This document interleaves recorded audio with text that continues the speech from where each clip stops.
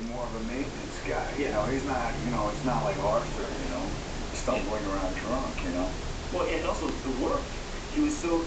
The central line of his life is, you know, all that work, and if you see just the sheer amount of stuff that came out in his lifetime, and they keep finding, you know, they keep putting out more of these books of this writing, and even the posthumously released stuff is pretty damn good. Prolific, you know, and I think he was disciplined.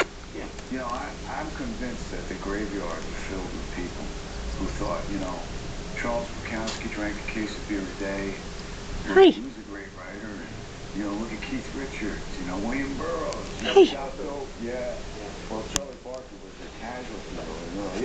Those guys lived on. I mean, Bukowski lived to 73. You wouldn't think he would have had that long. So you think the guts would have given out. But with Parker, you know, he's put a good life. But a lot of his friends thought it was the dope. So he said, I'll take these. He's like, no. You want to practice. I practice. Don't think that this is the way to do the thing. Yeah, Bukowski had true talent. Hang on. And he showed up. Wait. You know? And I think, you know, you can say that about, you know, I think in the state there's a lot of, you know, Sam Shepard from one time, I was speaking to him, he called them fool killers, you know.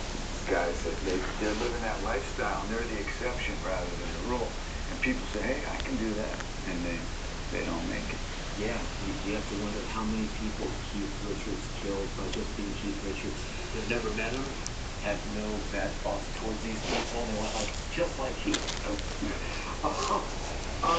The thing that occurred to me when I saw Crash, it really hit me that I'm like, wow, this guy's got so much solid work behind him. And now, how do you feel when you see something like Rumblefish or The Outsiders getting, like, you know, the major release on DVD and seen as, like, you know, classic films? Those beautiful movies. Yeah, you know, I mean, for me, I saw, you know, Rumblefish again recently. People say to me now, you never age, you know.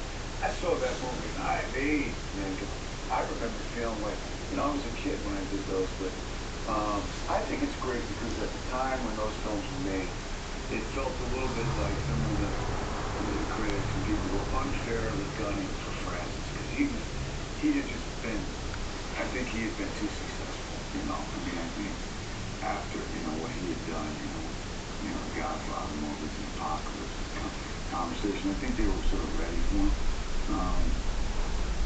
So, I mean, it's nice, you know, it's interesting when you go back and, like, the first film I did, Over the Edge, was never released. It was released, like, you know, 4 years after it was made. And I just think they didn't know what to do with that film, you know. And they did release it for about 5 days. And, you know, it's a film, sort of a social commentary about kids in society and the suburbs.